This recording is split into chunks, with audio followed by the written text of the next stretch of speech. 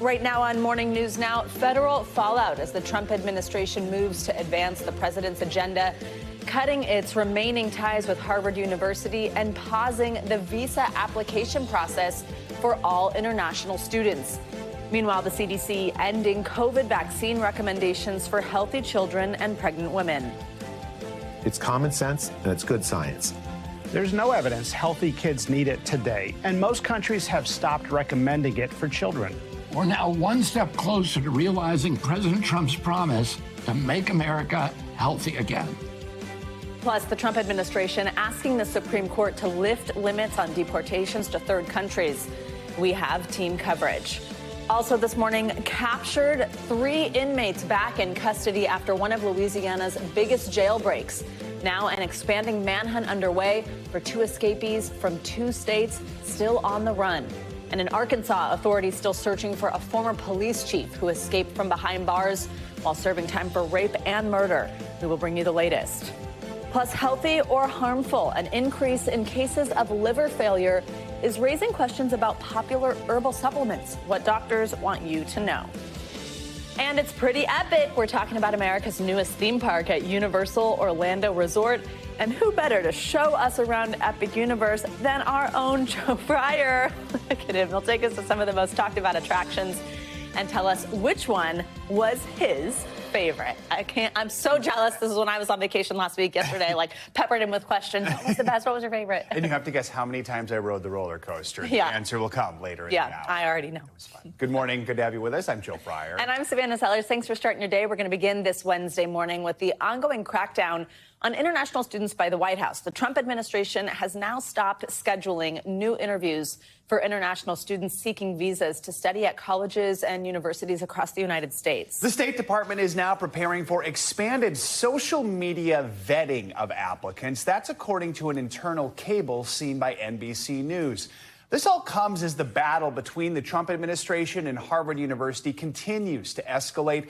The White House is now looking to cut all remaining ties with the Ivy League school. In a letter obtained by NBC News, the General Services Administration, which provides support to federal agencies, accuses Harvard of engaging in race discrimination and a, quote, disturbing lack of concern for the safety and well-being of Jewish students. NBC News White House correspondent Vaughn Hilliard joins us now from Washington with the latest. Vaughn, good morning. Let's begin with the White House stopping these new interviews for student visas. The State Department has says it would issue guidance to consulates and embassies in the coming days.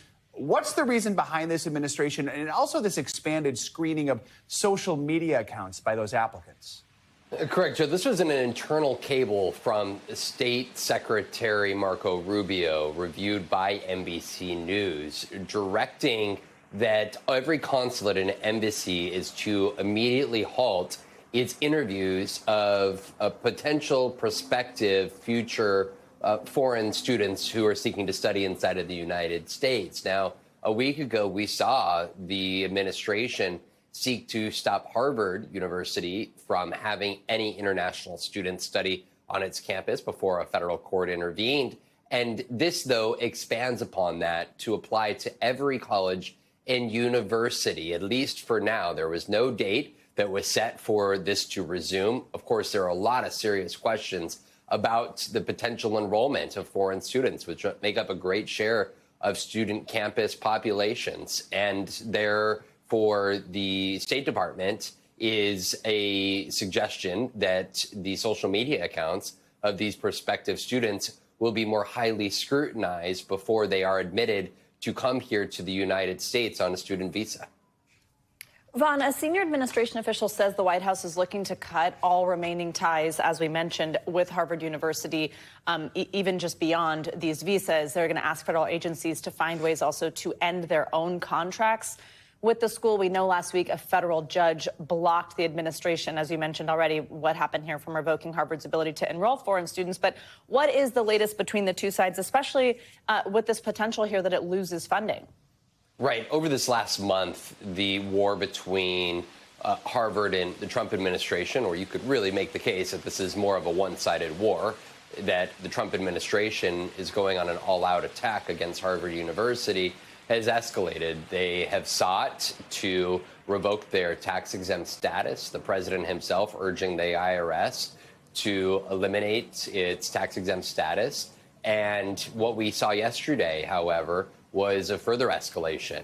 The GSA, the Government Services Administration, issuing a letter to agencies across the federal government, urging them to turn to alternative vendors that they have previous existing contracts with. In the case of Harvard, we're looking at potentially upwards of $100 million in contracts, everything from particular research endeavors to trainings that Harvard conducts. This is an effort by the administration to tighten its purse strings around money that is funneled to Harvard University. Harvard, notably, as compared to other schools like Columbia University, has not capitulated or caved to demands of the Trump administration to review their student admittance practices or faculty hiring processes. And that is where we have seen Harvard University resist these efforts of the Trump administration and their president, saying that they believe that it is worth taking a stand, not only on behalf of Harvard, but other universities and colleges. So much of this will be settled in court. Vaughn, while we have you, I also want to ask you about that really pretty controversial announcement yesterday about COVID vaccines. Health and Human Services Secretary Robert F. Kennedy Jr., a noted vaccine skeptic, says the CDC is no longer going to recommend routine COVID shots for healthy children, for pregnant women.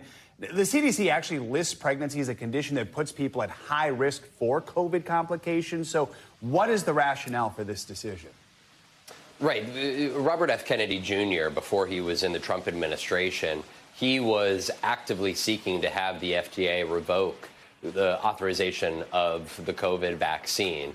He has been more than a skeptic. He has been somebody that has tried to take it off of the market. And this is the latest effort by his HHS, including from the FDA, to try to urge limitations over future use of the COVID vaccine. I want to let you listen to part of the video that the HHS secretary released yesterday.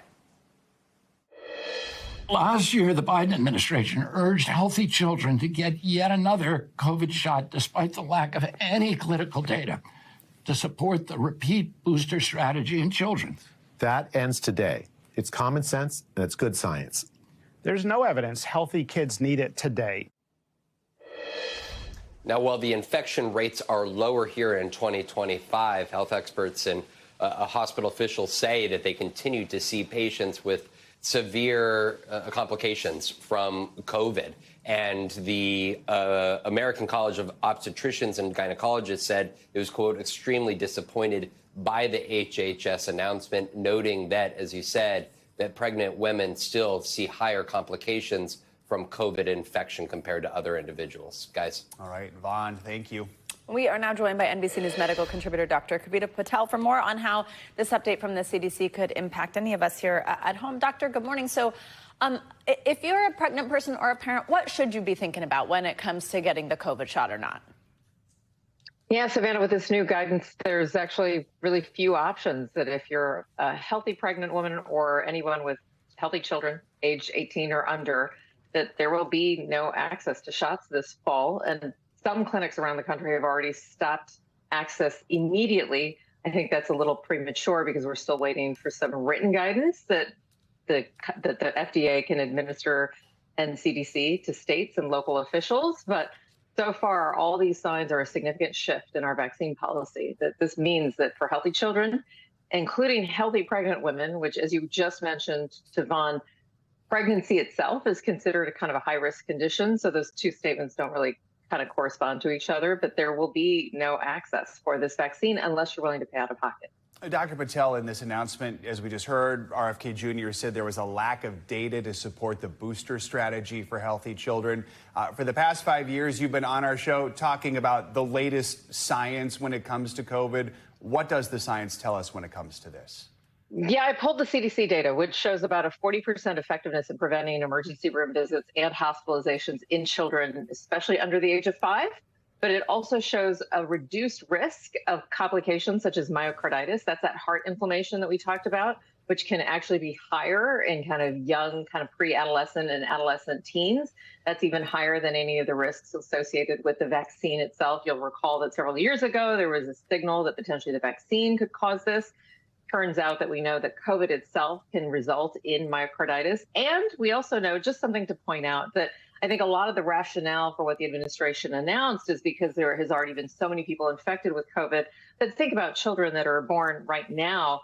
They have had no exposure to this. So this is a completely naive population to the virus, which makes a vaccine even more important. And then I'll just say something about pregnant women, healthy or not. We know that COVID during pregnancy can put not just the pregnancy at risk. So data shows early preterm labor, C-section rates that are much higher in patients with COVID. And then unfortunately also complications in the infant and in the newborn. So we know that data from the last 5 years of experience and why vaccines have been proven to be effective, and candidly, why this recommendation has been in place for the last several years. Dr. Patel, I'm sure you probably have some of these numbers too. I mean, we do know, though, that COVID booster rates have dropped dramatically even before this news. It hasn't been as much a conversation. A lot of people are just choosing not to get it. Remind us, like, where we are with people getting this anyway, and what you think the fall is going to look like in terms of a booster rollout, in terms of who should get it and when. Yeah, that's right. So depending on let's do adults. So anybody over the age of 18, we know that the booster uptake has been about 25 to 30%, so about a third of the population, Savannah. And then in children, that number drops much lower, about 14% uptake. That's consistent, by the way, now with also declining rates of other vaccines, not necessarily that dramatic, but we're seeing declining vaccine rates across the board. That includes measles vaccines, too. We're seeing rates in the 70s to 80s where they used to be in the 90s. So overall, there's been a shift in the country with a decrease in vaccination uptake. I think some of this is fueled by skeptical information or where people are getting information, not necessarily talking to doctors such as myself. What this means for the fall in terms of rollout is that I do believe that we were shifting in this country to kind of a risk-based approach. So when I meet with you during your annual visit, or when the fall comes around and the flu shots are there, the RSV shots, the COVID shots, we do a push and kind of remind and try to talk to people about it. Unfortunately, this decision yesterday makes it a little more complicated, because now, even for someone healthy who I have a conversation with and they say for reasons that we both recommend together, they want to get a vaccine, they're going to have to pay out of pocket, and additional trials that the FDA is recommending might push this as well. So lots of complications for the fall. Have a conversation with your doctor so you know if you can get it. All right, Dr. Patel, thank you very much. Thanks. Two southern states are on edge right now with two separate ongoing manhunts for escaped prisoners. In Louisiana, two fugitives are still at large, and there are reports of a possible sighting of one of the men. They were part of a group of 10 that broke out of a New Orleans jail nearly 2 weeks ago. And in Arkansas, an ex-police chief convicted of rape and murder is still on the run after he escaped from prison disguised as a corrections officer. Our NBC News correspondent Priya Shrithar is in Arkansas with more. We're here on the ground in Calico Rock, which is the location of the prison where 56-year-old Grant Harden escaped on Sunday. According to officials, he was able to do that by disguising himself as a guard. Now, the one-time police chief was serving time for rape and murder. He pled guilty to a 2017 murder of a city worker. The prosecutor who prosecuted that case said that he shot the man in the face in broad daylight. They were able to get DNA from that case that then tied him to the 1997 rape of a school teacher that had been unsolved for decades. He has now been on the run for days, and officials here are warning that he could potentially be armed and dangerous. They say he would likely have to use a vehicle to get out of this area, so they're warning the public to remain extremely vigilant. Meanwhile, down in New Orleans, officials there have made incredible progress in trying to track down the 10 inmates who escaped from a detention facility in that city back on May 16th. They now have 8 of them back in custody. 2 remain on the loose. One of those 2 is a convicted killer. They were able to recapture 3 of those inmates on Monday. 2 of them were captured out in Texas. There's dramatic body camera and dash camera video that shows them leading police on a high-speed chase. They were able to get that 3rd inmate on Monday over in Baton Rouge, and they do have a tip from a member of the public that one of those 2 outstanding inmates who's still on the run could potentially be out in Mississippi. Back to you guys. All right, Priya, thank you. Well, we are learning more about the violent break-in at the home of Beanie Babies founder Ty Warner in an exclusive California community. The suspect in the home invasion was arrested after allegedly attacking a woman who was on the property and then barricading himself in a bathroom. NBC News correspondent Liz Kreutz reports. Shocking details emerging about a terrifying home invasion at a Montecito mansion owned by Beanie Babies founder Ty Warner. The suspect is probably still inside the house at this point. According to the Santa Barbara County Sheriff's Office, a man broke into the home and began violently attacking a woman before barricading himself in an upstairs bathroom. We also have an injured female who was found in the pond with a wound. A criminal complaint says the woman is now comatose due to brain injury. Warner was also home at the time, but unharmed. They had found a woman who had some very severe injuries, and she was in front of the residence, and they were able to get her out into safety. The suspect, identified by officials as 42-year-old Russell Maxwell Fay of Nevada, arrested after attempting to escape by jumping out of a second-story window. Records show he has a history of arrests. The scary incident happening in the exclusive coastal enclave of Montecito, home to celebrities like Oprah, Prince Harry, and Meghan Markle. How unusual is this for something like this to happen in Montecito? I mean, it's odd for Santa Barbara County. I think it really shook a lot of our community members. Warner, the notoriously reclusive billionaire credited with launching the 90s Beanie Baby craze, has not commented on the brazen break-in, with investigators saying there is no indication the suspect knew the victim. And authorities are still trying to figure out why the suspect targeted this home. The sheriff's office says he faces an attempted murder charge and is being held without bail. Back to you. All right, Liz, thank you. A former employee of Sean Diddy Combs took the stand Tuesday in the rap mogul's sex trafficking trial. That testimony put the prosecutor's allegations of racketeering against Combs into sharp detail. Capricorn Clark, a former assistant to Combs, gave gripping testimony. She alleges that Combs and his associates kidnapped her and threatened her life. NBC's Chloe Malas was in the courtroom. Within 20 minutes of being sworn in, Capricorn Clark describing her first date working for Sean Diddy Combs back in 2004, telling the jury Combs found out about her connection to his rival rap mogul Suge Knight, and during a late-night walk in New York's Central Park, she said he told her if anything happened, he would have to kill me. Then when 3 pieces of high-end jewelry went missing, she said Combs' team forced her to repeatedly take a lie detector test for 5 days, and testified that a heavyset man who was chain-smoking cigarettes and administered the test told her, quote, if I failed the test, he would throw me in the East River, describing him as, quote, very wide, like 2 linebackers, like 5 of me. Another portion of Clark's testimony focusing on when Combs discovered his then on and off again girlfriend Cassie Ventura was dating musician Kid Cudi, whose real name is Scott Muscudi. Clark saying, quote, he had a gun in his hand and was pacing. She testified he then told her, get dressed, we're going to kill Muscudi. She says she was kidnapped and forced to get into Combs' Escalade and driven to Kid Cudi's home. Clark says Combs ordered her to call Cassie and tell her he's not going to let me go until I come get her. A lot of what you're seeing is really is compelling. It's graphic. It's disgusting. It's to the point where you would say this guy is the most reprehensible person that I've ever known of. But that doesn't mean he committed racketeering and he's a conspiracy for RICO with this criminal enterprise. The defense pushing back on her testimony during cross-examination, saying that she continued to work for Combs for years, reading emails Clark sent to Combs after he fired her, saying things like, hopefully you will forgive me soon. I feel like you forgave everyone but me. XO, be well. Clark working for Combs on and off up until 2018, and even as recently as last year asked Combs' defense team if she could be his chief of staff. But the angle is here that she kept coming back because it wasn't as reprehensible as she's telling you now. She wanted money, she wanted power, she wanted access to fame, and that's why she came back. And she didn't get what she wanted, just like Cassie didn't get all the things that she wanted, and that's why they're telling the story now. Chloe Malas, NBC News. We have NBC News legal analyst Danny Savalos here to break down this latest testimony, the latest in this case. Danny, good morning. So let's start with what part of what we heard there in Chloe's piece is this concept of, okay, maybe this is revealing Diddy to be, reprehensible or a disgusting person. The defense has admitted as much. But does that equal racketeering or trafficking? How do you think that the prosecution is doing on that point right now? And did this new testimony help at all?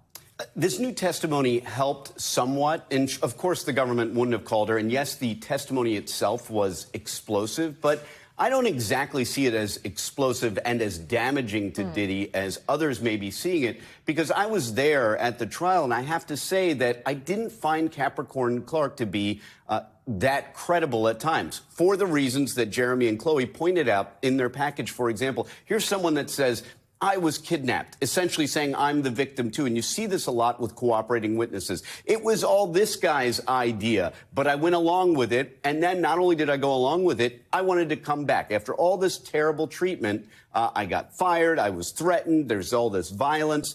I wanted to come back. I said, please take me back. And the defense is properly confronting her with those facts because they are not good for her credibility. So taking a step back here, we're about 2 weeks in, more than 24 witnesses called. How is the prosecution doing building its case? On the one hand, they're doing great. I'll give you an example. For one of the counts, the Mann Act, all you need, your elements, are that there was prostitution and interstate travel. Have they gotten that yet? Probably. Is it credible? That remains to be seen because it's the jury that ultimately decides if it's credible. But if they said the magic words that they need for some of these convictions, I would say, yeah, they're a long way there. They've made a lot of their case. However, is this the spirit of what we envision for crimes like racketeering, for sex trafficking, for something like what Diddy did, who was apparently an awful person who abused women, but the purpose was sexual gratification? Are we there? Maybe. It remains to be seen. Right now, if you're the defense, what do you think the best strategy is? You treat these witnesses like cooperating witnesses, because really that's what they are. They have credibility issues. Cassie Ventura has credibility issues. Don't take it from me. Look at the government. They called an expert, a psychological expert, to explain away why Cassie Ventura kept coming back to Diddy. They never would have done that if they felt Cassie Ventura's testimony would have stood on its own. So they themselves have concerns about Cassie Ventura's credibility. Capricorn Clark, I thought she had credibility issues. Constantly crying, breaking down in court. That could be true emotion. I got to tell you, though, jurors often see that in court. Excessive emotion is not good for credibility. I don't know why that is. It's something about human nature. It's just the way it is. We've got an 8. Okay, we're going to run out of time here, but Danny Zavelas, appreciate your analysis. Thank you so much. Yeah, that was great. All right, it was another bumpy ride for the world's largest rocket yesterday.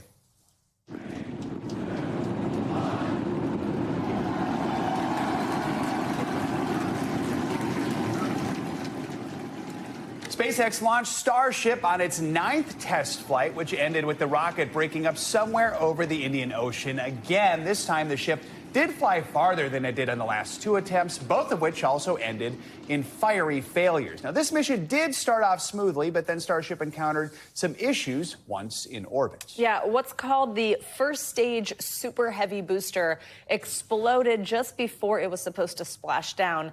And then fuel leaks on the other part, that's called the upper stage vehicle, caused it to spin uncontrollably on its way to re-enter Earth's atmosphere.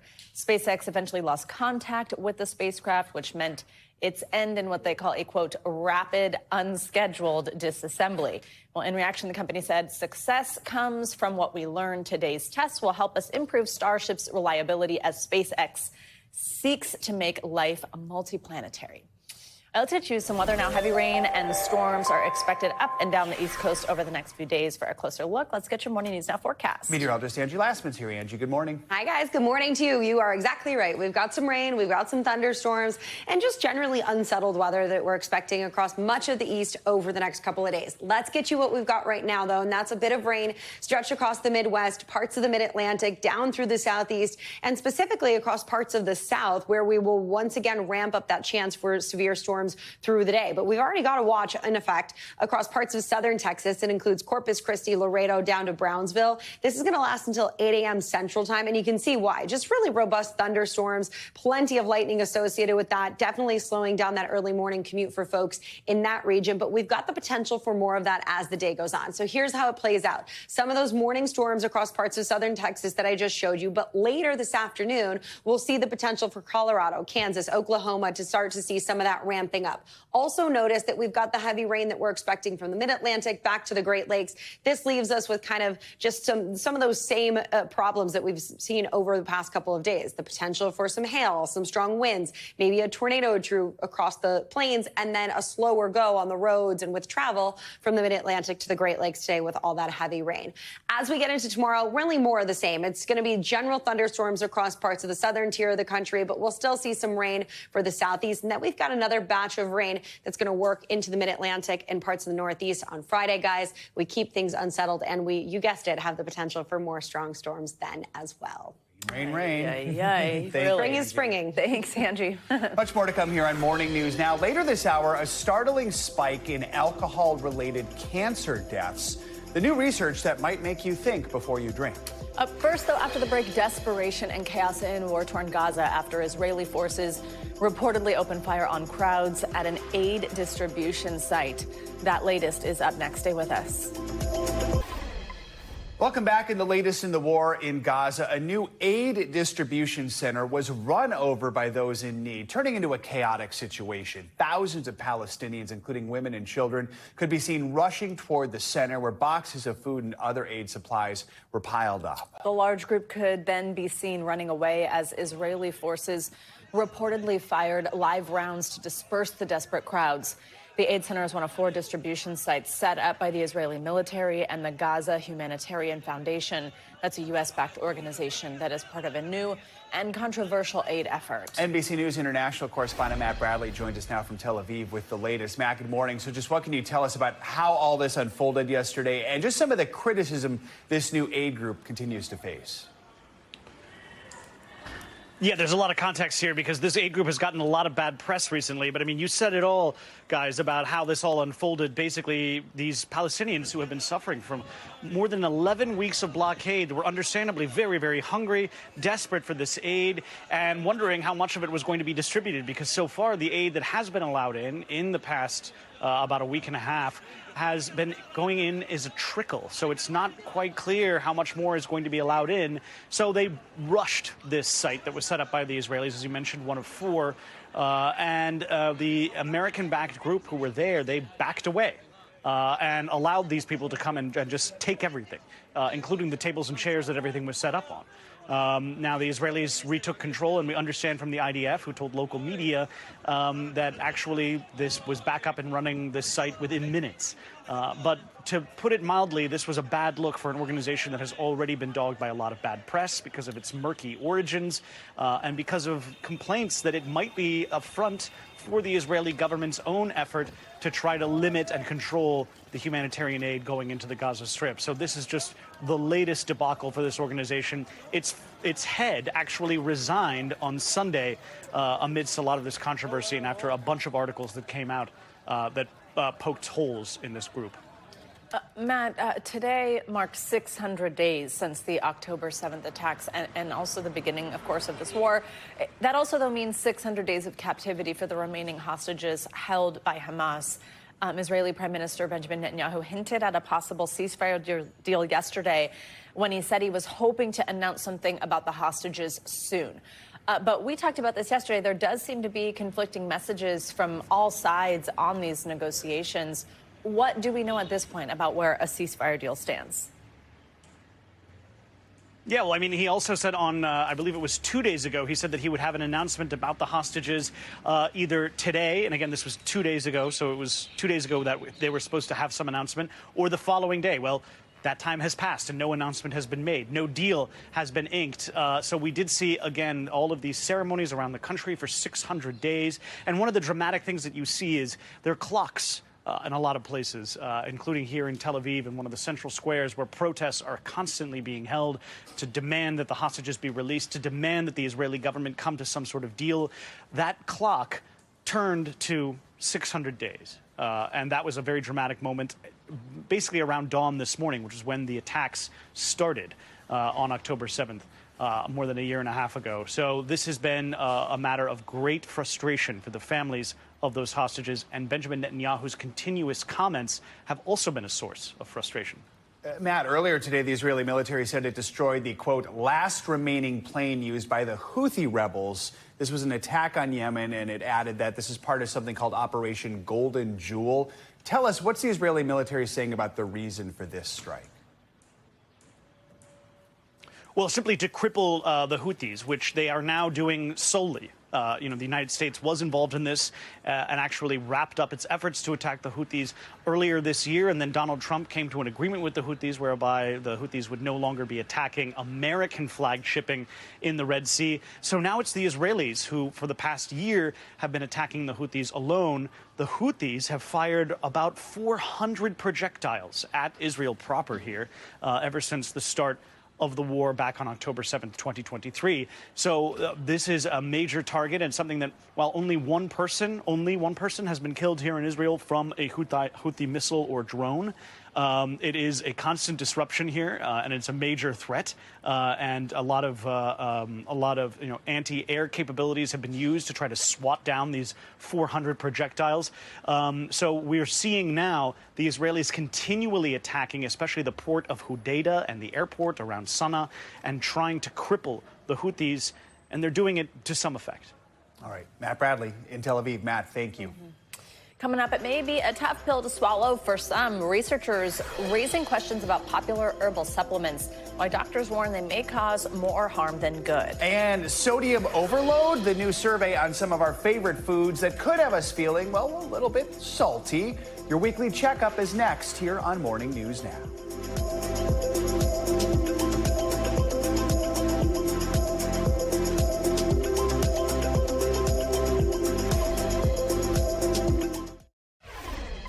Welcome back. One industry trade group says sales of herbal supplements topped $12.5 billion in 2023. And that number is only expected to grow over the next decade. But some doctors say they are seeing serious health risks in this largely unregulated industry. NBC News correspondent Emily Ikeda has one man's story. When Robert Grafton turned 50, the father of 5 started prioritizing his health, eating better, exercising more. Then I started seeing ads for different supplements, and I said, why not? I'll start trying them. He's far from alone. 3/4 of adults in the U.S. use supplements, according to an industry trade group. But within a week of adding a liquid turmeric combo to his supplement routine, Grafton fell extremely ill. I couldn't stand the look of food. I felt nauseous. I started itching. Dr. Dina Halegua DiMarzio is a hepatologist at Jefferson Health in Philadelphia and showed us his blood work. You can see that, it's over 10 times the upper limit of normal. Grafton had a supplement-induced liver injury. Are you seeing people increasingly take supplements? Yes, it's become a billion-dollar industry, and we've seen that trend mirror in terms of liver injury from supplements. One study found serious liver failure cases related to supplements increased 8-fold between 1995 and 2020, though still rare. Experts say consumers should be especially mindful of botanical supplements, which aren't as well studied. Turmeric, green tea extract, and ashwagandha are among the most popular that can lead to liver damage. When you hear herbal or natural, it sounds like something good for you, but that's not always the case. Yes, natural does not mean safe. There's a difference between cooking with a spice like turmeric or drinking green tea.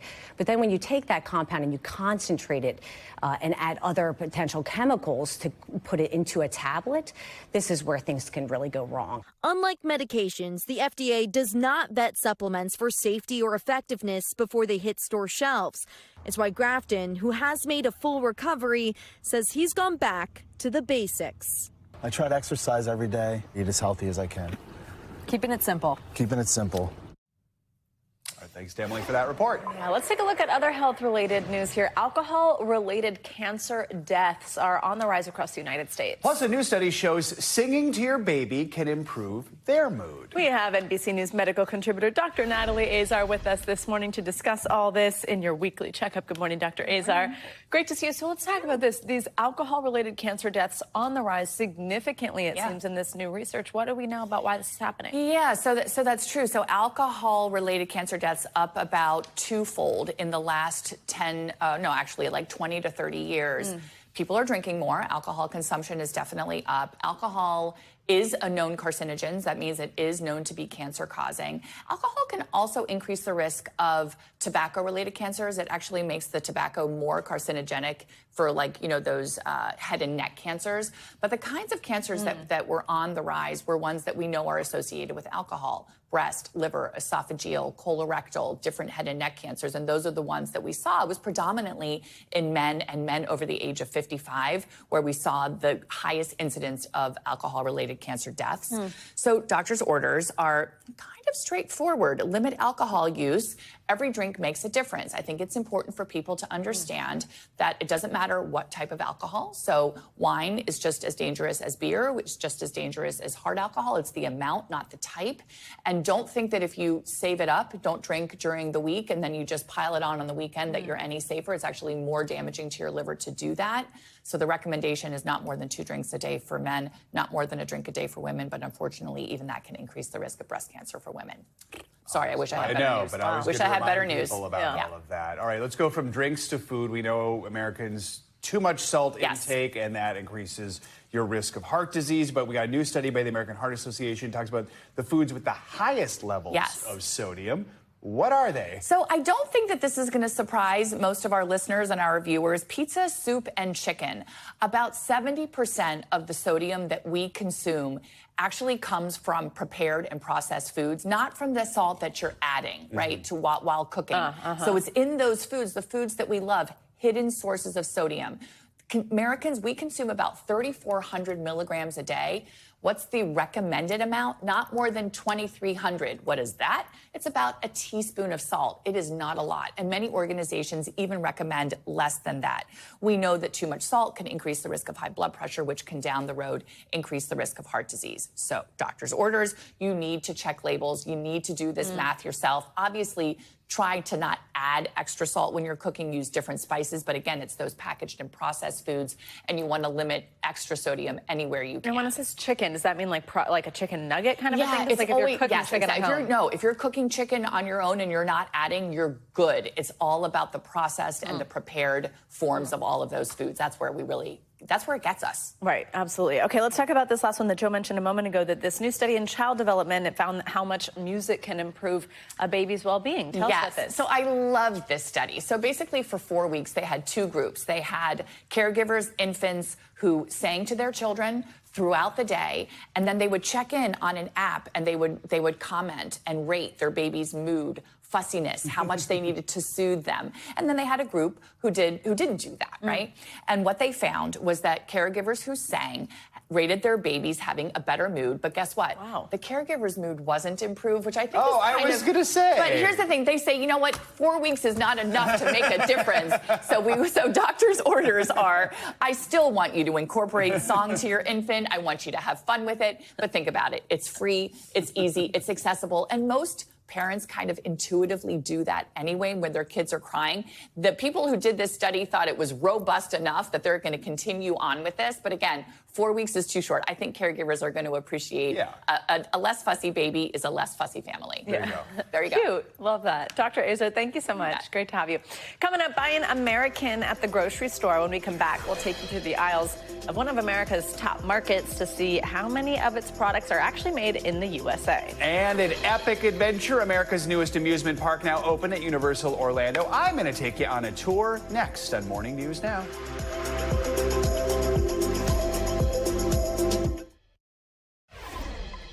We are back with a deep dive into one of America's favorite grocery stores. Trader Joe's is well known and loved for its unique snacks, its plethora of frozen dinner options, and of course, viral tote bags.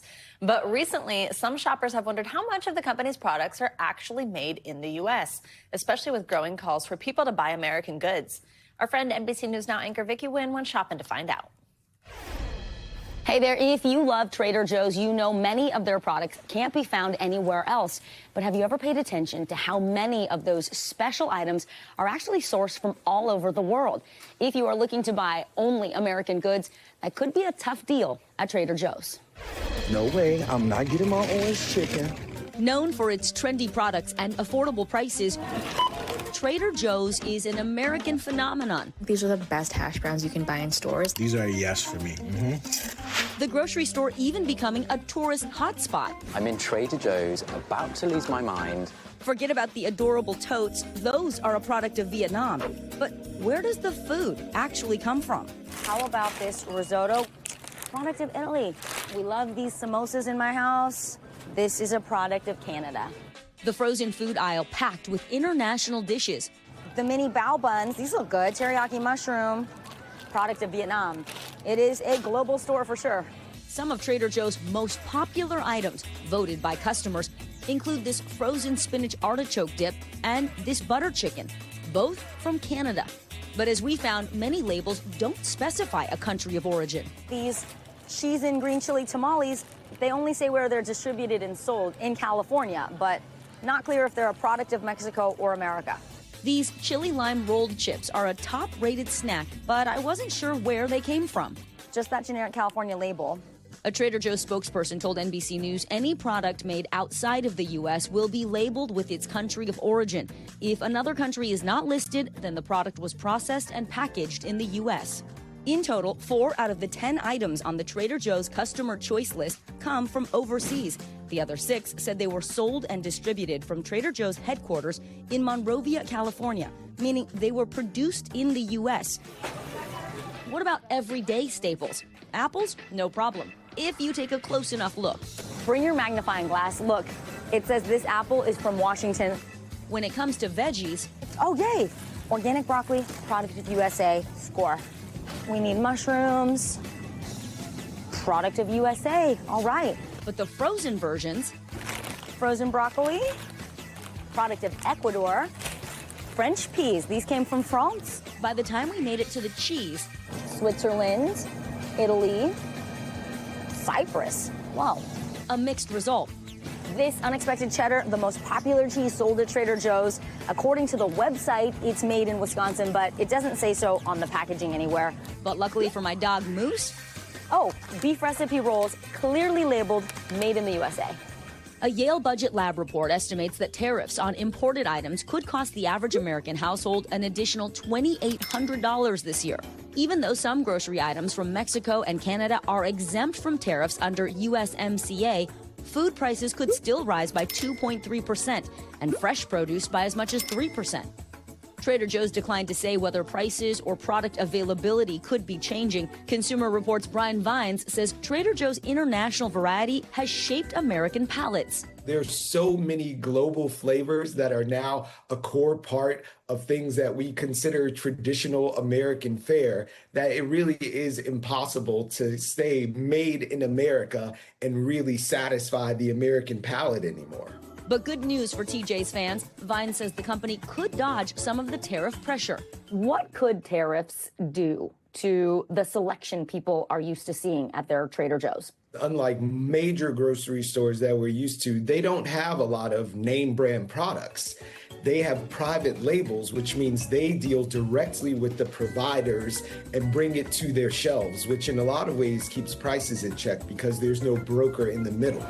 Vine says don't panic buy your favorite items. But if you've got room in the pantry for a little more soy sauce or some crackers that you enjoy or that salsa, go for it.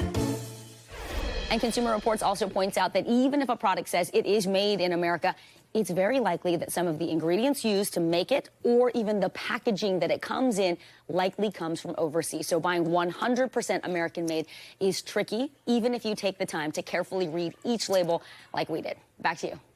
All right, Vicki, thank you so much. More financial headlines now. Nissan is slashing costs, offering workers buyouts here in the States and putting raises on hold. CNBC's Silvana Henao joins us on this and other Money News. Hey, Silvana.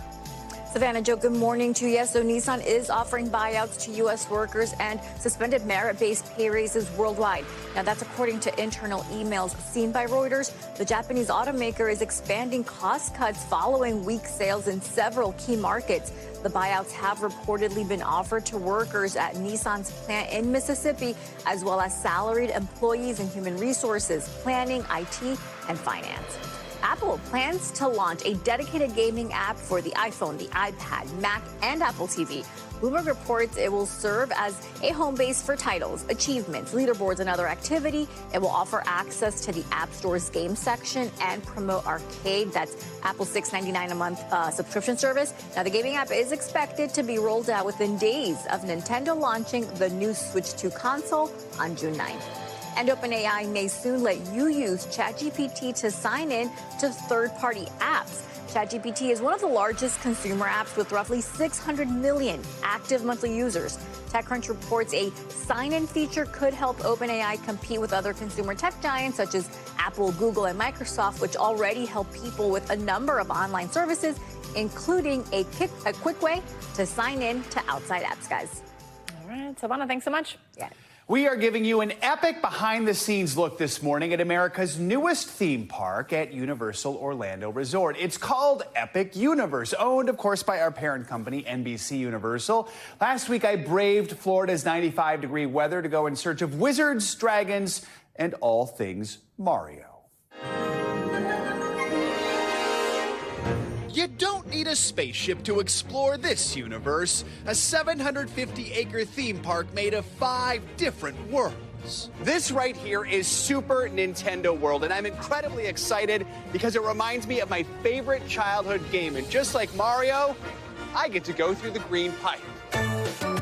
Though instead of going down, this escalator takes us up.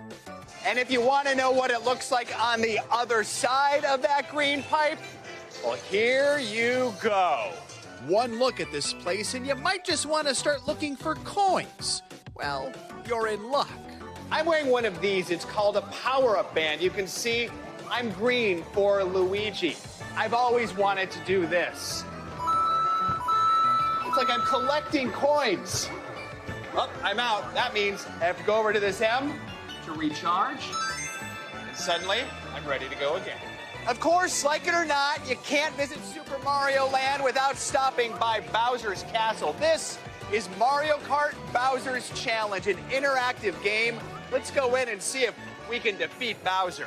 My confidence is quickly shaken. Whoa!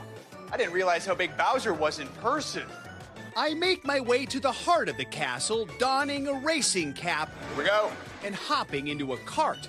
On this ride, you wear augmented reality goggles, steering your way around a twisting course and collecting as many coins as possible while trying to win the race. Not to brag, but I got 115 coins, which I think is pretty good. That race might be over, but there's one more pit stop to make. While I'm here, I have to get a picture with one of the biggest celebrities here, Toad. He's adorable. And with that, this game's over, but our adventure is not. We've made our way to How to Train Your Dragon's Isle of Berk. We're gonna go meet some Vikings, and I hear they have some dragons. So this is my first time meeting a dragon in real life. Gumby, what do I need to know? Okay, well, Chief Hiccup taught me the best way to greet a dragon. You don't ever want to rush up on them too quickly. They can be a little nervous with strangers. Okay. So what you're going to want to do is just put your hand out first and let him get your scent. Dragons are very scent-based creatures. Ooh. Now what you're going to want to do is just put your hand just above his head there. Like here? Yep.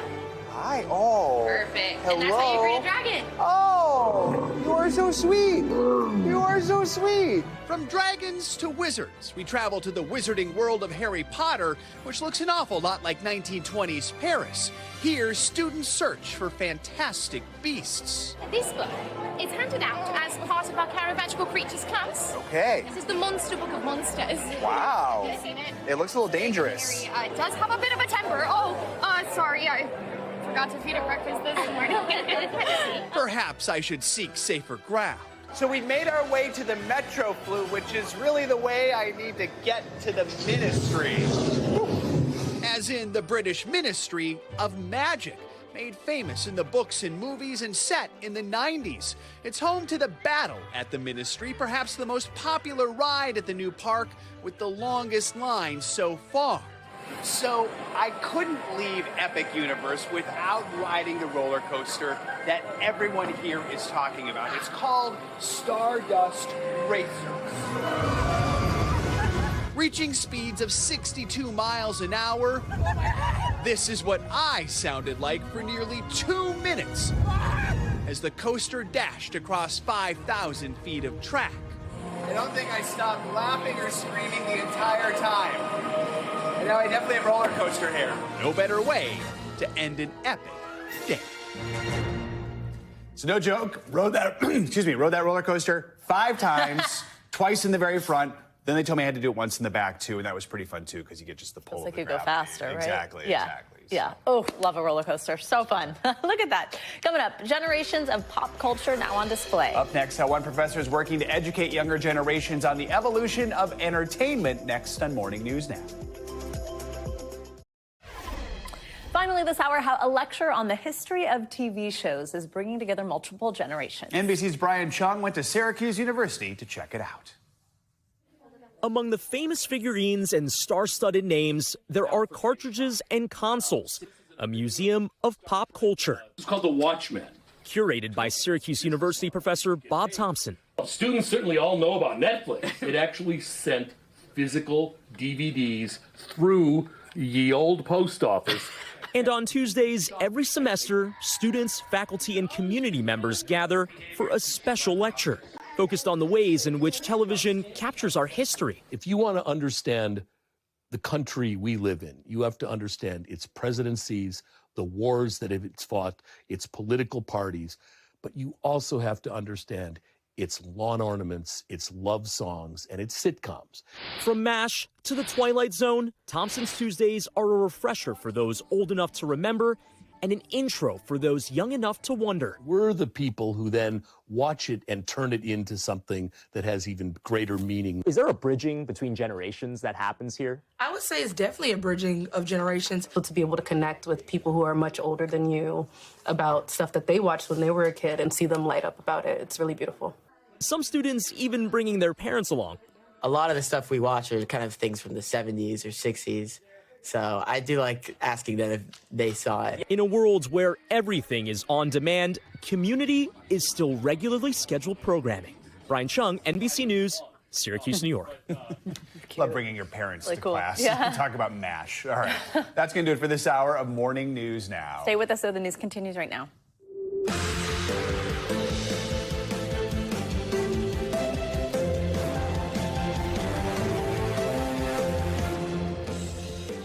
Good morning. Thanks for being with us this Wednesday. I'm Savannah Sellers. I'm Joe Fryer. Right now on Morning News Now, the bitter back and forth between the Trump administration and Harvard is escalating. The White House now looking to cut ties with the Ivy League school amid claims of anti-Semitism on its campus. It all comes as billionaire Elon Musk talks Doge in a new interview while distancing himself from the president. We are covering it all. Also this morning, success and setbacks for Musk's SpaceX after yesterday's historic Starship rocket test. It ended with engineers ultimately losing control of the ship as it was making its way back down to Earth. So what does this all mean for Musk's mission to Mars? Our Tom Costello has the very latest. Plus, new health guidelines surrounding something that just 4 years ago changed the course of a deadly pandemic, the COVID vaccine. Now a controversial change, why Health Chief Robert F. Kennedy Jr. is pumping the brakes on recommending the shot for healthy kids and pregnant women. And later in the hour, the growing concern over the role that ultra-processed foods play in many Americans' diets. Why some experts are now saying the big food industry might just be due for a big reckoning. Conversation we continue to have. Yeah, a term we're hearing a lot of now. All right, let's begin this morning with the ongoing rift between the Trump administration and Harvard University. Yeah, the White House is now looking to cut all remaining ties with the Ivy League school. The administration is asking federal agencies to look for ways to end its contracts with Harvard. This comes as new interviews for international students seeking visas to study anywhere in the United States have been halted. The State Department is preparing to expand social media screenings of applicants. Meanwhile, Elon Musk is speaking out about his time leading the Department of Government Efficiency, and he's putting some distance between himself and President Trump. NBC News Chief White House correspondent Peter Alexander has the latest from Washington. Joe and Savannah, good morning to you. Elon Musk's latest comments come as he was doing a media tour ahead of that SpaceX test flight and as he is stepping away from much of his government work. But after touting his role taking what he once boasted was a chainsaw to federal spending, he has strong opinions about President Trump's spending bill, the one that just passed the House and the one that independent analysts warn will add trillions of dollars to the federal deficit. Elon Musk traveled to Starbase, Texas for that SpaceX launch. Liftoff of Starship on Flight 9. But he's also putting some distance between himself and President Trump. Musk speaking out about his time leading the Department of Government Efficiency, criticizing the president's new spending bill. So, I was disappointed to see the massive spending bill, frankly, which increases the budget deficit, not just decrease it, and undermines the work that the Doge team is doing. President Trump's been pushing Congress to pass what he calls the One Big Beautiful bill, which includes cuts to programs like Medicaid, but boosts spending in areas like defense. I think a bill can be big or it can be beautiful, but I don't know if it can be both. Musk has been a top Trump ally. He's an exceptional guy. Regularly by the president's side, appearing at cabinet meetings, all while his Doge team overhauled the federal government. But Musk now tells the Washington Post that, quote, Doge is just becoming the whipping boy for everything, and saying that changing D.C. is an uphill battle. Just as the president zeroes in on the spending bill, he's also using the State Department, one of the agencies Musk transformed, for another battle, targeting universities. An internal memo seen by NBC News shows the administration is ordering embassies to stop scheduling interviews with students seeking visas to study in the U.S. and to expand its screening of applicants' social media. It comes after President Trump ordered Harvard University to stop enrolling foreign students, part of his larger battle with the school, launching investigations and freezing funding, taking billions away from Harvard and redirecting it to trade schools. Apprenticeships, electricians, plumbers. We need more of those in our country and less LGBTQ graduate majors from Harvard University. Students protesting on campus yesterday. We must choose to stand up and fight back against Donald Trump. The White House accuses Harvard of liberal bias and anti-Semitism. Harvard's president responding, saying Harvard acknowledges it has issues it wants to fix, but that freezing funding will not help. Why cut off research funding? Sure, it hurts Harvard, but it hurts the country. So what is the overall impact of the president's effort to target students with visas here studying in the U.S. after Harvard sued a federal judge late last week, blocked the Trump administration's effort to ban international students from Harvard? But foreign students, they account for roughly a third of Harvard's student body nationwide. More than 1 million international students attend U.S. colleges, injecting billions of dollars into the economy here and strengthening the country's science and technology fields as well. As one Chinese doctoral student told us, this fight is much bigger than immigration. It's about whether the U.S. wants to lead in science and tech or wants to give that up. Back to you, Joan Spanner. All right, Peter, thank you. President Trump is pardoning imprisoned former reality TV stars Todd and Julie Chrisley. The famous couple, known for their reality show Chrisley Knows Best, were found guilty of defrauding banks out of millions of dollars back in 2022. NBC News senior Washington correspondent Hallie Jackson has more. Hey there, Joe and Savannah. Good morning to you. This move from President Trump means the stars of the show Chrisley Knows Best are expected to soon walk free. In a moment, their daughter tells NBC News she has been praying for years. All of it amounting to yet another plot twist for these reality show stars. We're the Chrisleys, Todd and Julie Chrisley. 3 years after their convictions on tax evasion and bank fraud, reality stars Todd and Julie Chrisley are set to walk free with presidential pardons. It's a great thing because your parents are going to be free and clean. President Trump making the announcement Tuesday in a phone call with the Chrisleys' daughter, Savannah. They were given a pretty harsh treatment based on what I'm hearing, pretty harsh treatment. Yes, sir. The 27-year-old, a Trump supporter, has been actively lobbying for her parents' pardon, criticizing their prosecutors at the Republican National Convention last year. Due to our public profile and conservative beliefs, they accused my parents of fraud. Now, the former TV star wearing a gold MAGA hat, celebrating her parents' imminent release on Instagram. I still don't believe it's real. The Chrisleys' attorney telling NBC News Todd and Julie's case is exactly why the pardon power exists, adding it corrects a deep injustice. Do not take your eyes off of Savannah. The couple's highly rated reality series, Chrisley Knows Best, ran for 10 seasons. The network came to us and said, you guys are made for television. But in 2019, the couple was indicted by a federal grand jury on multiple counts of conspiracy, tax evasion, and bank and wire fraud. 3 years later, they were convicted, with Todd sentenced to 12 years and Julie 7 years in prison.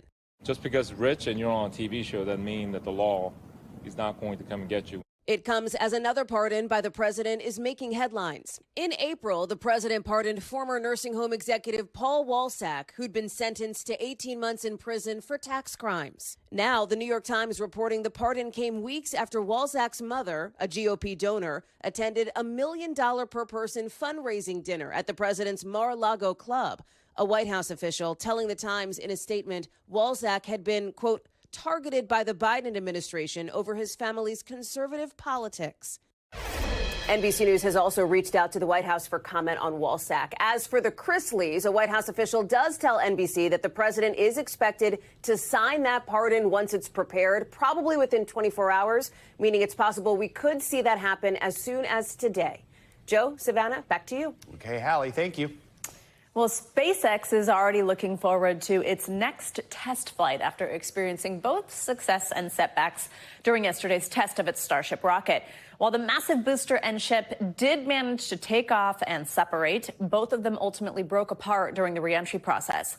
NBC News senior correspondent Tom Costello covers all things space, and he has the latest. Yeah, good day. This is the third failure in a row for Elon Musk's SpaceX and its Starship mega rocket. The company says its engineers are dissecting the data from its test flight to determine what went wrong. Importantly, they're trying to do something that's never been done before, taking the largest rocket ever engineered and reusing it multiple times to one day take humans back to the moon and someday all the way to Mars. For SpaceX, it was a test flight that started with roaring success. We see 33 out of 33 Raptor engines lit on Super Heavy as it starts to ascend skyward. With CEO Elon Musk on hand, the company's mega rocket Starship blasted off from Starbase in Texas. We could feel the building shaking here. Propelled for the first time ever by a Super Heavy booster that had been used in flight before. Booster engine cut off. The massive 400-foot rocket successfully reached separation stage with a spectacular booster flip just a few minutes into flight. Absolutely gorgeous views watching these two vehicles do their respective things in the skies over Texas. But on descent for a planned splashdown, the booster broke apart as the upper stage coasted high above the Earth for several minutes.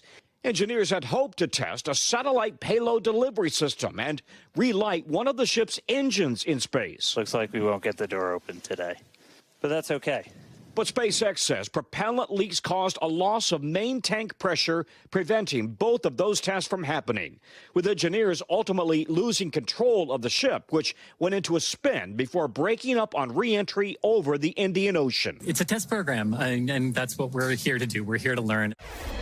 Yeah, you know, Musk often talks about the desire to get to Mars, but Starship and SpaceX are also critical to NASA, which hopes to use Starship to return astronauts to the moon. Musk says the next test flights will be a lot more frequent, every 3 to 4 weeks, after the FAA recently gave approval for up to 25 per year. Back to you. All right. Wow, Tom, thank you. There is new uncertainty over the fight against COVID-19 after the Trump administration announced new vaccine guidelines. Health and Human Services Secretary Robert F. Kennedy Jr. said yesterday the CDC is no longer recommending COVID vaccines for healthy children and healthy pregnant women. NBC's Ann Thompson joins us now with more on this. So, Ann, tell us more. What do these new recommendations mean for people? Well, Joe, what it means is that healthy children and healthy pregnant women will not necessarily have to get the COVID vaccine booster. But there are lots of questions. First of all, what is the definition of healthy? And then the second is, what does this mean for pregnant women? Because if you go on the CDC website, you will see that pregnancy is considered a risk for COVID because of complications that can arise during a pregnancy if the woman gets COVID. It is very confusing for people at this stage, and they're trying to figure it out in large part because the CDC didn't go through its typical process. Usually there's an outside advisory committee that looks at a recommendation like this, and then the CDC director signs off off on it. Well, apparently the outside advisory committee did not look at this, and there is no CDC director. So despite that, Secretary Kennedy says this is good science and common sense. Joe? So I think a lot of people are looking at this and just wondering where it's going. If you're someone who's not over 65 and don't have an underlying health condition, but you still want to get the vaccine for any number of reasons, is insurance going to cover it? I mean, what are your options? That's the big question. And I reached out to the trade group for health insurers yesterday, and they said they are studying this very carefully, but they don't have an answer to that very important question yet. And I spoke to a legal expert who said because they didn't follow the normal procedure here, that could make this change in recommendation vulnerable to lawsuits. So that's something we will be looking at and following as we get closer to what is traditionally COVID season when we all go back inside. But it's very confusing. And of course, there's a number of people who maybe they themselves are healthy, but they live with someone who might be immunocompromised, and that's the reason they want to get the shot. A lot is still in flux, obviously. Do you think we're going to see some sort of challenges to these new guidelines, or are they pretty much set in stone? What could happen next? Well, I think they're set in stone as far as the HHS goes. The question is, will someone challenge them in court? And if they do they have good grounds based on the lack of process that was apparently followed when this recommendation was made? But I think the other big question is, if you do want the COVID vaccine, how will you have to pay out of pocket? Now, under the Affordable Care Act, it is law that private insurers have to cover all vaccines recommended by the CDC. With this change, does it mean you're going to have to pay anywhere from $140 to $200 for a COVID vaccine? And if you've got multiple kids and an immunocompromised grandparent, that could be a lot of money. All right. Ann Thompson, appreciate your reporting. Thank you. Let's get you some weather now. We've got more wet weather headed for the East Coast. For more details, we're going to get you your Morning News Now forecast. Angie Lastman is here with the wet forecast. Angie, good morning. Hi, guys. Good morning. Umbrellas needed for a couple of folks this morning. We're already ramping things up, really. If you look across the country, we've got plenty of rain for the mid-Atlantic, Washington, D.C., stretching down to the Carolinas, across the Midwest, too, anywhere from Minneapolis to Cincinnati, dealing with some of these scattered showers. And then, of course, those stronger thunderstorms that have been focused across southern Texas since early morning hours. We're still dealing with that thunderstorm watch, and you can see just how active these thunderstorms are. A couple of warnings as well embedded in there, and we've got plenty of lightning, heavy rain to go around. So we're going to be watching that closely, and the potential for more of those to spark up as we get into the later parts of our day today and into this evening. Plenty of rain, though, across parts of the mid-Atlantic. You can see this is all part of that same storm system. We're going to see some rain across the Great Lakes, the Central Plains, but it's specifically parts of the Southern Plains that will have the chance for the stronger storm. So heads up there. By tomorrow, much of that rain works into the southeast. That's where we'll see the heavier downpours and maybe some localized flooding. And then as we get into Friday, rounding out our work week, it's the mid-Atlantic that turns cloudy, breezy, rainy, cool, kind of that dreary forecast that we're setting up. And we could potentially be seeing some stronger storms farther south. So we'll be watching all of this through the end of the work week. Today, specifically, here's the areas that you're going to want to watch for stronger storms. Amarillo, Wichita, even Oklahoma City, stretching down to San Antonio. But Abilene is going to be one of those spots that we could see maybe the hail, the stronger wind gusts, and a couple of tornadoes across that region, too. Rainfall-wise, localized amounts up to 5 inches. So the flooding will still be something that we keep a close eye on, even across the mid-Atlantic, 1 inch or 2 inches by the time we get through Thursday. How about temperatures, though? The heat is really on across the West. We've got 14 million people under heat alerts Friday and Saturday. This is gearing up to be quite a toasty one here as we get into the end of the work week. Triple digits, of course, for Palm Springs. No surprise there, right? Even Las Vegas, 105. But we've got temperatures as far north as Redding heading into those triple digits by Friday. So it's going to be a hot forecast for our friends across the West. Meanwhile, a chill continues for the East. I mean, it's not crazy. Asheville, 77 degrees. It's still going to be pretty good there. Baltimore running cooler than normal. 65 is all we're getting for the day today, guys. And that kind of takes us into the next couple of days. But a warm up will be on the way by the time we head into next week. So there you go. Something to look forward to. Something to look forward Wednesday. to. Just get through the rain. Yeah, exactly. So used to opening the weather app and it's just rain, rain, rain, rain, rain. Well, at least we're consistent. She knows how to we spin could it. use the rain. Someone probably needs the rain. Someone probably, somewhere. out west. Thanks, Angie. You got it. New developments this morning in the search for escaped convicts after a pair of jailbreaks in separate prisons in the South. In Louisiana, there have been reports of a possible sighting of one of the two fugitives still at large there. Initially, 10 men broke out of a New Orleans jail nearly 2 weeks ago. Well, in Arkansas, a former police chief turned killer is also on the run. NBC News correspondent Priya Sridhar is in Arkansas with more on all this.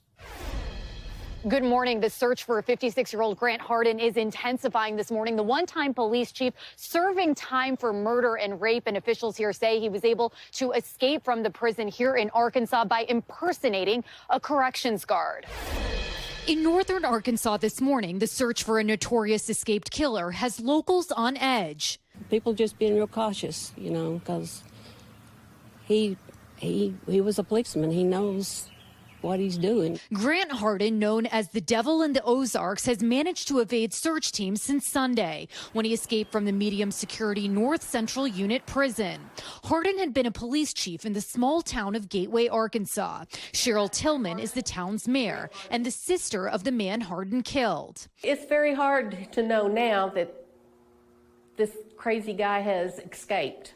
The state's Department of Corrections is investigating how Hardin escaped. The sheriff's department releasing this photo they say shows him in disguise, wearing a makeshift corrections officer uniform as he walked past a secure gate. According to an affidavit, a corrections officer opened that gate and allowed him to walk away from the prison. If you look at criminals who are sociopaths, I don't think you can have a better example than Grant Hardin.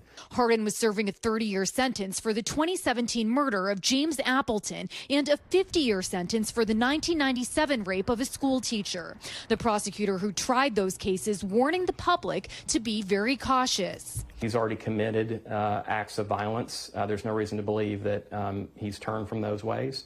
Meanwhile, in Louisiana, authorities say they're making progress tracking down the remaining men who escaped a New Orleans jail nearly 2 weeks ago. Everybody move to the right side of the car. This new police body cam footage shows the dramatic moments in Texas when two of the men were taken into custody following a high-speed chase. We're also learning more about the people charged with helping some of the escapees. Court documents allege the night before the escape, one inmate instructed his sister to be outside the prison at 11:30, also telling her to ask his girlfriend to get him a, quote, clean phone. This morning, only 2 of the 10 New Orleans fugitives remain on the run. Now back here in Arkansas, officials say they have notified the family members of Hardin's victims that he is on the loose. They say he likely would have had to use a vehicle to get away from this area, and that's why they've set up several roadblocks like the one you see behind me here, where they're essentially stopping every car and asking the drivers if they've seen anything suspicious and also looking inside the vehicles for any signs of Hardin. Back to you. All right, Priya, thank you. Well, here in New York, a second suspect has been arrested in that shocking crypto kidnapping case. According to the New York Police Department, 33-year-old William Duplessis faces first-degree kidnapping, as well as other charges for his involvement in the captivity and torture of an Italian man in a downtown townhouse. He surrendered to authorities yesterday.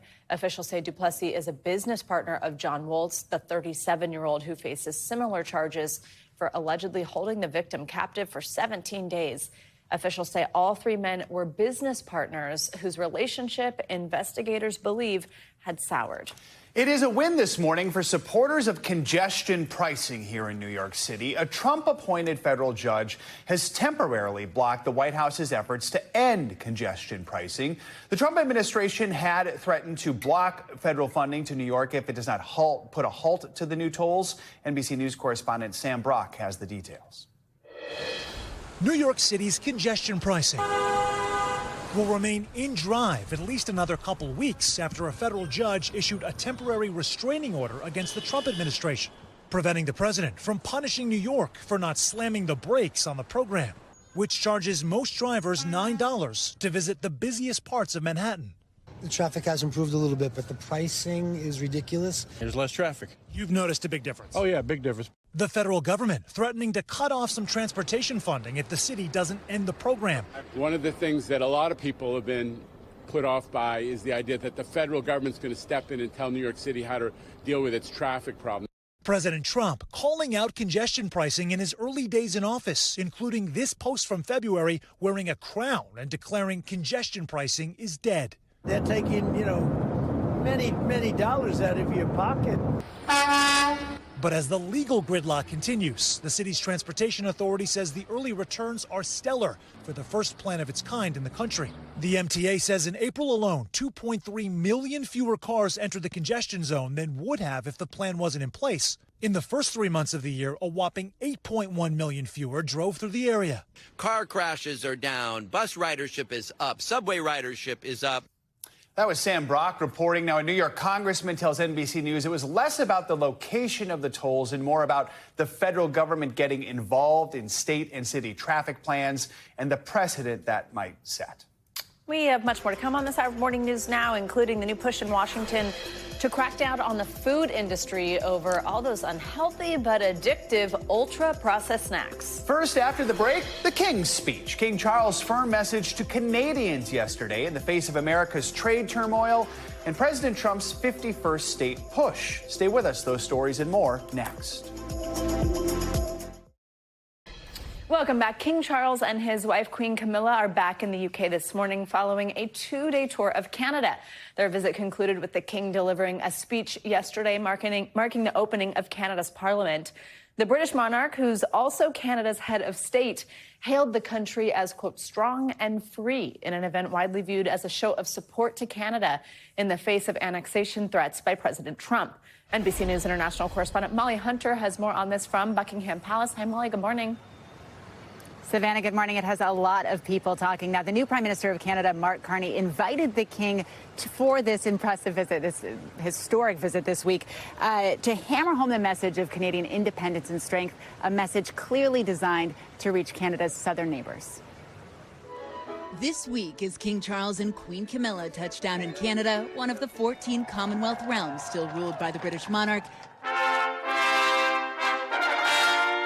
the message was clear. The King of Canada was in town, and it's not up for grabs. The true North is indeed strong and free. At the request of Canada's new Prime Minister, Mark Carney, Charles opened Parliament, delivering the so-called speech from the throne. Today, Canada faces another critical moment. Democracy, pluralism, the rule of law, self-determination, and freedom are values which Canadians hold dear, and ones which the government is determined to protect. He's only the second British monarch to do so. His mother, Queen Elizabeth II, delivered the speech back in 1977 and 1957. Pray be seated. Bear with us. He never mentioned President Trump by name, but he didn't need to. Canada's relationships with partners are also changing. His Canadian subjects extended a warm welcome. It comes at a time President Trump has slapped tariffs on its northern neighbor and continues to muse about annexation. Yesterday, Trump posting on social media about possible future defense arrangements with Canada, saying it will cost $61 billion if Canada wants to be part of this so-called Golden Dome system, but will cost $0 if they become our cherished 51st state. In recent months, the King has sent subtle messages of support for Canada. While meeting Prime Minister Carney on his first state visit, pointedly to the UK, not to the US, Charles wore a red tie and planted a maple tree at Buckingham Palace, a marked difference from Carney's first visit to the White House. This week, Carney's celebrating the King's support. It was a very successful visit, a good reminder of the strength of Canadian institutions. Now, this is a delicate balancing act for the King. He is an inherently, apolitical figure. But this was not a trip without political risk. Now, the U.S. ambassador to Canada gave an interview to Canadian TV, Savannah. They were obviously watching closely. He said the message was not lost, but he also said there are better ways, or I should say other ways, for the Canadian Prime Minister to get in touch with Trump and send him a message. Savannah? All right, Molly Hunter, thank you so much. This morning, a war of words is escalating between President Trump and Russian President Vladimir Putin as Russia intensifies its attacks on Ukraine. Claudia Lubanga has the latest from Rome and more. Claudia, good morning. Savannah, Joe, good morning. Well, that's right. It looks like that President Trump really is stepping up the rhetoric here. Now, his comment that Putin is playing with fire has come right after he's called him absolutely crazy in the past few days for continuing to bombing Ukraine and killing civilians while his administration is trying to negotiate or broker a ceasefire in Ukraine. But despite the increased criticism and threats by President Trump, Ukraine says Russia's attacks have increased in intensity. Ukraine's Air Force says Russia launched 88 drones and 5 ballistic missiles overnight. Let's go to China now, where at least 5 people were killed and 19 others were injured after an explosion at a chemical plant. The blast occurred on Tuesday in Shandong province in the east of the country in a plant that produces pesticides and chemicals. On Wednesday, a search and rescue operation continued for at least 6 people who remain missing. It was not immediately clear what caused the explosion. And let's end this tour of the world in Rio de Janeiro, where the mayor, Eduardo Paes, loosened earlier restrictions he announced to limit live music on the city's beaches. The measure, meant to come into effect on Sunday, outlawed live music and loudspeakers in kiosks without official permit. After critics warned that the restrictions will threaten the livelihood of many musicians, the mayor decided not to face the music and back down. Back to you guys. Thank you, Claudio. Coming up, big food is being put on notice in Washington this morning. After the break, why the Trump administration is now sounding the alarm over ultra-processed foods in our kitchens. We'll dig into which of your favorite snacks might fit the bill and how they could impact your health in the long term next on Morning News Now. We are back with mounting questions about what the role big food companies play in the country's growing health crisis. A recent report released by the Trump administration says the rise in ultra-processed food consumption poses threats to human health. Demands for accountability are now spreading, and it is some saying the food industry is due for a reckoning. NBC News correspondent Stephanie Goss joins us with more on this. Stephanie, good morning. Hey, guys, good morning. Obesity, type 2 diabetes, fatty liver disease are some of the biggest health challenges our country faces, and medical research points a finger right at those ultra-processed foods. Now a backlash is growing against the companies that make them.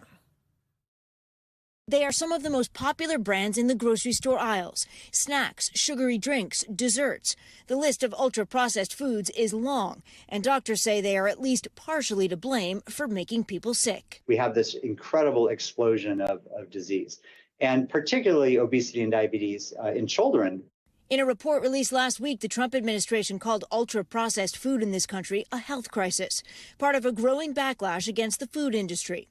Big food's big tobacco moment, writes Ariana Huffington in a recent opinion article, pointing out the direct connection between the industries. In the 80s, tobacco companies Philip Morris and R.J. Reynolds bought some of the largest food companies, though both sold them off decades ago. Now, a new federal lawsuit argues that food manufacturers are using the same master playbook that big tobacco used to get consumers hooked. It really was about making foods as addictive as possible and starting with our children. The suit also accuses the food industry of being well aware of the harms of ultra-processed food for decades. Attorney Mike Morgan says the industry is responsible for his 16-year-old client's type 2 diabetes and fatty liver disease. We knew something was wrong with our food. We didn't know what. The science has caught up. This is well documented now. It's not really debatable what is causing it.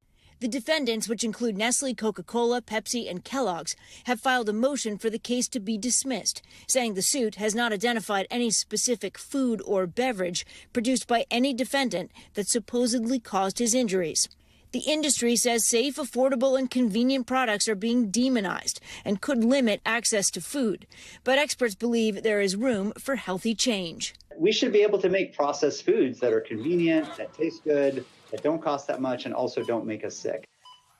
Experts also point out that the phrase ultra-processed food refers to a wide range of products, including some things like yogurt, nuts, and other things that are less processed. So any conversation about dietary guidelines should be nuanced. You know, it's interesting. I spoke to that doctor in our story, and he said to me that we are seeing diseases like fatty liver and type 2 diabetes in children. And 30 or 40 years ago, That didn't happen. Wow. That's an alarm going off right there. Right. For sure. Yes. Important reporting. Steph, thank you so much. For more on this, let's talk with NBC News medical fellow, Dr. Akshay Sayal. Doctor, good to have you with us. So we just heard there, like tobacco, manufacturers are making these ultra-processed foods that are addictive to consumers. First, just what is it that's in these products that can make them so addictive? Good morning, guys. So it's actually a little bit, it has been a little bit controversial in the past in terms of this sort of notion that ultra-processed foods are addictive. And, you know, what we've seen over the years, Joe, is that people have started to come around to this idea. You know, we've heard from people, various anecdotes that people can get addicted to these things. And so what's driving that, right? You know, Joe, a lot of these foods are very high in sugar. They're very high in carbohydrates and fat and in salt. And what happens is those foods get quickly absorbed into the bloodstream because these foods don't have a lot of fiber that helps, you know, slow some of that digestion down. And what we see is that really that rush or that sort of feeling that you get when you eat ultra-processed foods is very similar to what we see with addictive drugs. And we think that has something to do with the reward pathway in the brain, Joe, that sort of dopamine surge that we've talked about. And so, you know, why is this important? And it's because people may not reach for these necessarily when they're hungry, but if they're looking for a quick fix or a quick sort of pleasure hit in the brain, they may search for these high-calorie foods. Dr. Sayal, Steph, also what she just mentioned at the end there, I think is super interesting, that you think certain things that we categorize as healthy, and maybe they still are, I'd love to hear what you think, like yogurt, like nuts, can be considered ultra-processed. I know, like, for example, if a yogurt's low-fat or something like that, it obviously had to be processed in some way to take some of that out. So what does qualify as something that is of concern versus something that maybe is processed but doesn't mean it's bad for you? It's a great question, Savannah. And so there's no universally accepted definition of ultra-processed foods. It's kind of one of the things, you know, there's some classifications out there, but it's sort of, you kind of know it when you see it. And really, you know, when you look at that ingredient list, are you seeing a lot of additives, you know, preservatives, food dyes, added salt, added sugar? You mentioned the low-fat yogurt. Yeah, those tend to be more processed than whole fat.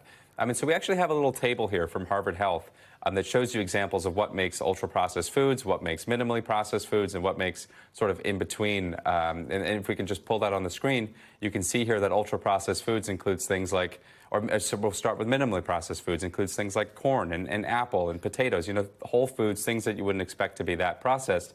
But switching over to the ultra-processed ones, guys, you'll see things like, you know, corn chips and apple pies and French fries, carrot cake, those sort of things. You kind of know it when you see it, and we think that's driving that dopamine hit in the brain, guys. So, as Stephanie mentioned, we're seeing even kids showing up now with type 2 diabetes, fatty liver disease, things we wouldn't have seen a few decades ago. What are the ingredients people should avoid when they're at the grocery store?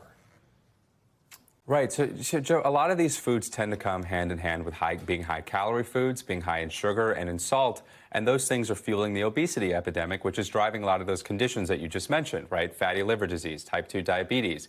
So just some general guidance here. You know, always look for things you can pronounce. Look for ingredients that you would find in your own kitchen at home, and make sure your shopping cart contains, you know, more than just packaged items. My favorite tip, guys, is stay on the outer aisles of the grocery store as much as you can. It's when you get in those inner aisles, you start to see those highly processed things. Wow, that's really good advice. All right, what else for people who are looking to cut it out, choose healthier options? Can you give us a couple more tips other than just how you shop? Yeah, so, you know, Savannah, I think the biggest take home here, and this is something that I stress with my patients, I do nutrition counseling with all of my patients here at UCLA, you know, don't let perfect be the enemy of the good. You know, some people are going to want to just cut out everything completely, and nobody's saying don't enjoy 4th of July, you know, barbecues, Memorial Day barbecues. It's okay to have ultra-processed foods every now and then. But, you know, as it stands, Savannah, they're making up 50% of our diet right now, over 50% of our diet. And so as much as a dent we can make in reducing that, it doesn't have to be zero, but every choice you make matters, guys. Wow. All right. Have it look like a farm, not a factory, I saw on the screen. That's a good one. Dr. Sayal, thank you so much as always. Great to see you. Coming up, it could be the future of mountaineering. But after helping one group of climbers conquer Mount Everest in record time, is xenon gas really a secret weapon for athletes, or is it more of a performance-enhancing drug? We're going to take a closer look at the debate next. Time now for some money news. It looks like YouTube is still winning the streaming race. CNBC's Silvana Henao joins us with that and other money news. Silvana, good morning. Hey, Savannah. Hey, Joe. Good morning. Yeah, people are spending a lot of time watching YouTube.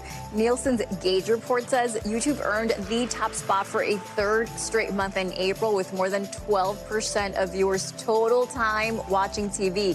That's followed by Disney, Paramount, and NBC Universal. Now, the Gauge report tracks how much time viewers spend watching across networks and streaming platforms. Meanwhile, Disney Plus will be the new home of CoComelon outside of YouTube starting in 2027. Bloomberg reports all 8 seasons of the popular kids show will move from Netflix, which has hosted it since 2020. Now, CoComelon was the second most streamed show on Netflix last year. Disney is reportedly paying tens of millions of dollars for the rights. The first CoComelon movie will also hit theaters in 2027. And HBO has found its new Harry, Ron, and Hermione. The lead roles have been cast in the network's new Harry Potter series. More than 30,000 actors auditioned since HBO launched an open casting call last fall. Dominic McLaughlin is Harry, Alistair Stout is Ron, and Arabella Stanton is Hermione. And they join John Lithgow as Dumbledore and Nick Frost as Hagrid. Filming is expected to begin this summer, guys. Some big shoes to fill there, my goodness. Wow, they look great, though. Yeah. I see it. And they've got the names in real life, too, that match perfectly. Yeah. All right, thanks, Savannah.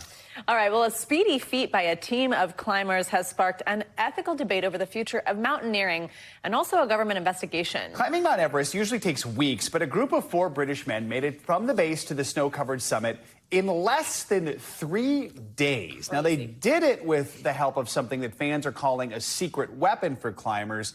Critics, though, they're comparing it to performance-enhancing drugs. So now the government in Nepal is looking into their use of xenon gas. Reporter Jonathan Wolf has been covering this story for the New York Times. He joins us from London. Jonathan, thanks very much for speaking with us this morning. I mean, wow, you just put it normally takes weeks. It takes just 3 days. It's just crazy. Let's start with what this stuff is, xenon gas, and how it's being used by climbers. Yeah, so xenon gas is an odorless gas that's naturally occurring in the Earth's atmosphere. And scientists have really known for years that what it does is triggers a molecule called the hypoxia inducible factor. And this is a molecule that's also triggered when we naturally acclimate to low oxygen levels. So what these climbers claim to have done is use this gas to sort of switch on their ability to adapt to low oxygen levels. So a few weeks before the climb, they flew to Germany and they were hooked up to ventilators, and they were slowly introduced, an anesthesiologist slowly introduced this gas in their systems. And I should say these climbers took other steps to sort of like precondition their bodies to the low oxygen levels, but they're saying that xenon was really key to their ability to climb Mount Everest in just a few days without spending basically any time acclimating on the mountain. Wow. So folks who are in favor of this say the perks of using xenon gas go beyond just helping climbers reach the summit so quickly. Why do they think this could be the future of commercial climbing? Well, they think that could be the future of commercial climbing because it can shorten the amount of time that people have to spend on the mountain. So proponents say that it's safer because climbers are, they're exposed to less health threats like avalanches or falls or hypothermia. But the government of Nepal has really come out against this gas. They're saying that it's, sort of against climbing ethics. They also argue that if people spend less time on the mountain, it could damage their tourism industry, and it can also affect the livelihoods of Sherpas, who are the local people who guide people up the mountain. So it really gets at sort of like the core of mountaineering and sort of why people climb big hills in the first place. It's like, should people be able to scale Mount Everest, one of the sporting world's like greatest achievements in the matter of a few days with what is, essentially a performance enhancer. Right. Do we know how this is being used in other ways? Like you hear like, God, you could do something like Everest in a couple of days. What else could you do? Is it becoming more common generally? Well, the expedition, the leader of the expedition, Lucas Furtenbach, told me that actually he sees it as possibly becoming a lifestyle like a lifestyle enhancer in some ways in the future. But experts I spoke to said that that's really not what this should be used for. It's not only is it really expensive, but there's also climate issues at hand. Like, should we really be using this very rare gas to basically let people live better lives at a very expensive cost. So Nepal's government is actually investigating this. What should we know about that? What impact could that investigation have on whether we see more of this in the future?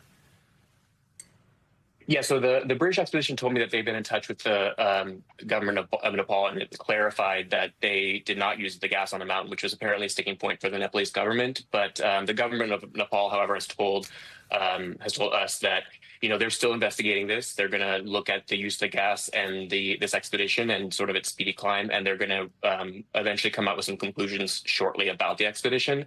So we're going to have to wait and see what their conclusions are. Jonathan Wolf, fascinating stuff. Thank you so much for joining us on this. Thanks for having me. So prom night, usually a night many don't forget. That was certainly the case for a group of teenagers from Whitesboro, New York. They turned into heroes after they helped a family to safety when their garage went up in flames on their prom night. NBC News correspondent Kaylee Hartung joins us with this one. Hey, Kaylee, good morning. Hey, good morning, guys. So these high schoolers say they were at the right place at the right time to help rescue the young girls inside this home, who we hear are all okay after this harrowing ordeal. But the teenagers never could have imagined the attention they are now getting for their heroic actions. A prom night to remember, ending in a fiery rescue. Your house is on fire! Your house is on fire! It all started as these 4 high schoolers were leaving their junior prom in the small town of Whitesboro in central New York when they drove past a garage on fire. The whole thing was engulfed. I was over there screaming to see if there was anyone in it. The teenagers jumping into action, one immediately calling 911. Another, Aiden Kane, running to the door of the home and pounding on it. When we originally got there, it was pretty small, but then it started like exploding. It was literally exploding, and it became huge within literally like a minute or two. It's on fire! I know, my dad's calling the police. You gotta get it. You guys gotta get out. Finding a family inside, he guided the children to safety across the street. You're okay. I'll definitely never forget the little girl, the older one out of the two, when she came over to me and was trying to tell the 911 operator address, just crying hysterically, and we were just trying to comfort them. The fire department soon arrived, later confirming the family was safely evacuated before flames could reach the main structure of the home, thanks to Aiden's leadership and the team's quick response. A potential tragedy was averted. I think we were definitely all nervous, but like at the same time, you just can't be, because like you have to react. And definitely like feeling the heat when knocking on the door. When it was like banging, exploding. They went back to check out the damage the next day. I feel like what will stick with me is that we were there on the right time, and that we got to save a family. And guys, Aiden also shared that rescues may just run in his DNA. His dad has been both a police officer and EMS first responder, and Aiden has gone out with him on calls in the past. So you'd have to think that that experience he's had along his dad's side really helped him stay as calm and cool and collected as you could hear him in those videos. And get this, Aiden says he just might want to pursue a career in law enforcement. Oh, there you in go. The future. He's got something on his resume right now Sure that might does. just help him get into the academy. Yeah, it's a pretty amazing video as well of the whole thing unfolding. Kaylee, thank you so much. That was great. All right, coming up, you've heard of snakes on a plane, which are horrifying enough, but what about pigeons on a plane? Yeah, after the break, the pair of unexpected passengers who earned a different set of wings aboard one chaotic Delta flight over the weekend. That's next. Stick around.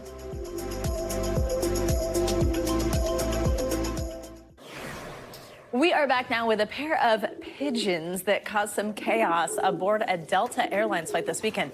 The birds delayed takeoff from Minneapolis not once, but twice, as they took turns causing mayhem in the cabin. They were both eventually caught and released safely. In a statement, Delta apologized and said it appreciated the careful actions of those on board. The plane carrying 119 passengers and 5 crew members eventually departed from Minneapolis and landed in Madison safely. Looks like some hero passengers. So the people who were trying to catch it, I couldn't tell if they got it. Then what? You spend the rest of your flight Were they all just sitting there with the door open, which is like a whole drama, you know, for them to open the door on the plane? I don't know. Crazy. Good for them. There you go. All right. Probably no peanuts served on that. All right. We end this hour with a round of a pause for the newest and cutest employees at Children's National Hospital. These furry friends may not have gone to medical school, but they've been working 40 hours a week since the pandemic to help young patients on the road to recovery. Reporter Erica Gonzalez at our Washington, D.C. affiliate has more. 9-year-old Charlotte Steinbeiser broke her arm playing soccer last year and says rehabbing an injury is a lot more fun with a furry friend by your side. I got to play fetch with him. That game of fetch is actually part of the physical therapy program at Children's National Hospital, and Tux, the black lab, is employed to help. I said that right. Employed, badge and all. Tux, Hampton, Montana, and company are working 9 to 5, as the song goes, helping treat young patients. Pediatric hospitals have figured it out really quickly. Yeah, let's go. Good job, buddy. Allison Proctor is one of the handlers and oversees the program, which was bred through the pandemic when only essential employees were allowed inside the hospital. Patience and that ability to kind of self-soothe is something really important for our facility dogs. Unlike therapy dogs, facility dogs are paired with licensed professionals, not volunteers, which means they're part of the staff. They're goal-oriented, treat motivated, and have had 2 years of special training to work in different departments.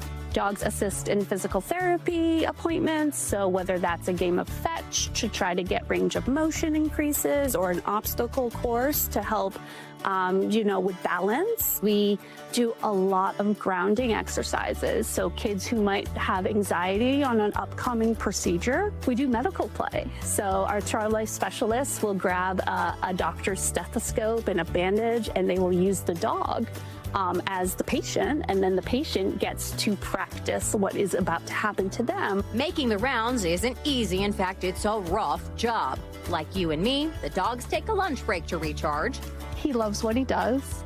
And believe it or not, just like you, they too are eyeing retirement. He has been here since 2020, and I'm starting to have that conversation with myself and my leadership about, okay, at what age do we start talking about maybe going to part-time? Do you have a work from home policy? He's like, we are developing one. But until that day comes, it does help me a lot. Kids like Charlotte know the doctor is in. The doctor. I love it. And he's a good boy. They're all good boys. Our thanks to Erica Gonzalez for that report. Children's National Hospital hopes to actually expand the pet program, add more dogs to the payroll to help as many patients as possible. Really funny that you did the good boy and then went on with all the real information. I appreciate it. That does it for this hour of Morning News. Bow. News continues right now. Thanks for watching. Stay updated about breaking news and top stories on the NBC News app or follow us on social media.